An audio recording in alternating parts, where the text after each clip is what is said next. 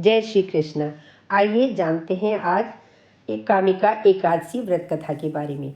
भगवान ब्रह्मा एवं देवर्षि नारद की कथा भी कहा जाता है इसे। अर्जुन ने कहा, हे प्रभु, मैंने आषाढ़ माह के शुक्ल पक्ष की देवशयनी एकादशी का सविस्तार वर्णन सुना। अब आप मुझे श्रावण माह के कृष्ण पक्ष की एकादशी की कथा सुनाने की कृपा करें। इस एकादशी का नाम क्या है, इसकी विधि क्या है, इसमें किस देवता का पूजन होता है, इसका उपवास करने से मनुष्य को किस फल की प्राप्ति होती है। भगवान श्री कृष्ण ने कहा, हे श्रेष्ठ धनुर्धर, मैं श्रावण माह की पवित्र एकादशी की कथा सुनाता हूँ।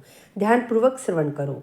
इस बार इस एकादशी की पावन कथा को भीष्म पितामह ने लोकहित के लिए नारद जी से कहा था।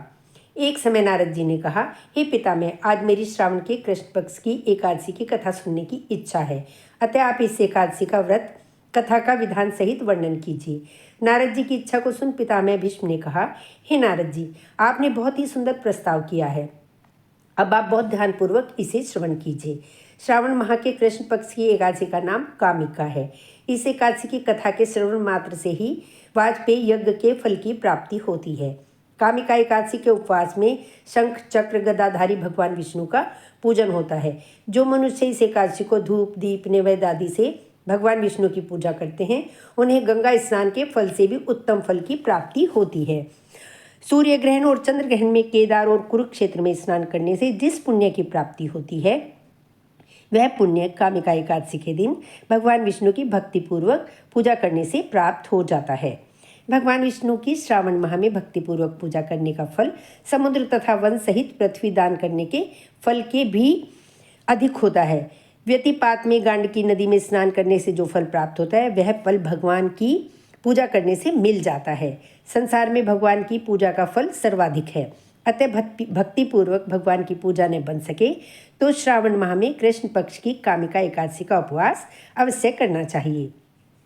आभूषणों से युक्त बछड़ा सहित गोदान करने से जो फल प्राप्त होता है, वह फल कामिका एकादशी के उपवास से मिल जाता है।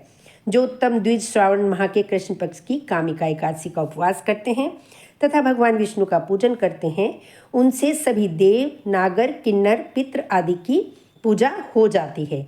इसलिए पाप से भयभीत होने वाले व्याधियों को विधि विधान सहित इस उपवास को करना चाहिए। संसार सागर तथा पापों में फंसे हुए मनुष्यों को इनसे मुक्ति के लिए कामिका एकादशी का व्रत करना चाहिए। कामिका एकादशी के उपवास से भी पाप नष्ट हो जाते हैं। संसार में इससे अधिक पापों को नष्ट करने वाला कोई अन्य उपाय नहीं है। हे नारद जी, स्वयं भगवान ने अपने मुख से कहा है कि मनुष्य को अध्यात्म विद्या से जो फल प्राप्त होता है, उससे अधिक फल कामिका एकादशी का व्रत करने से मिल जाता है। इस उपवास के करने से मनुष्य को न यमराज के दर्शन होते हैं और न ही नरक के कष्ट भोगने पड़ते हैं। वह स्वर्ग का अधिकारी बन जाता है। जो मनुष्य इस दिन तुलसी दल से भक्तिपूर्वक भगवान विष्णु का पूजन करता है, वे इस संसार सागर में रहते हुए भी इस प्रकार पृथक रहते हैं, जिस प्रकार कमल पुष्प जल में रहता हुआ भी जल से पृथक रहता है। तुलसी दल से भगवान श्रीहरि का पूजन करने का फल 1 बार स्वर्ण तथा 4 बार रजत दान के फल के समान है। भगवान विष्णु रत्न मोती मणि आदि आभूषणों को अपेक्षा तुलसी दल से अधिक प्रसन्न रहते हैं। जो मनुष्य प्रभु का तुलसी दल से पूजन करते हैं, उनके सभी पाप नष्ट हो जाते हैं। हे नारद जी, मैं भगवान की अति प्रिय श्री तुलसी जी को प्रणाम करता हूँ। तुलसी जी के दर्शन मात्र से मनुष्य के सभी पाप नष्ट हो जाते हैं तथा शरीर के स्पर्श मात्र से मनुष्य पवित्र हो जाता है। तुलसी जी को जल से स्नान कराने से मनुष्य की सभी यम यातनाएं नष्ट हो जाती हैं। जो मनुष्य तुलसी जी को भक्तिपूर्वक भगवान के श्री चरण कमलों में अर्पित करता है, उसे मुक्ति मिलने चाहिए। इस कामिका एकादशी की रात्रि को जो मनुष्य जागरण करते हैं तथा दीप दान करते हैं, उनके पुण्यों को लिखने में चित्रगुप्त भी असमर्थ हैं। एकादशी के दिन जो मनुष्य भगवान के समक्ष दीपक प्रज्वलित करते हैं, उनके पितर स्वर्गलोक में अमृत का पान करते हैं।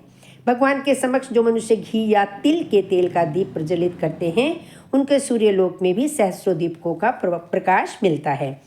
कामिका एकादशी का व्रत प्रत्येक मनुष्य को करना चाहिए। इस व्रत के करने से ब्रह्महत्या आदि के सभी पाप नष्ट हो जाते हैं तथा इस लोक में सुख भोगतक प्राणी अंत में विष्णु लोक को जाते हैं।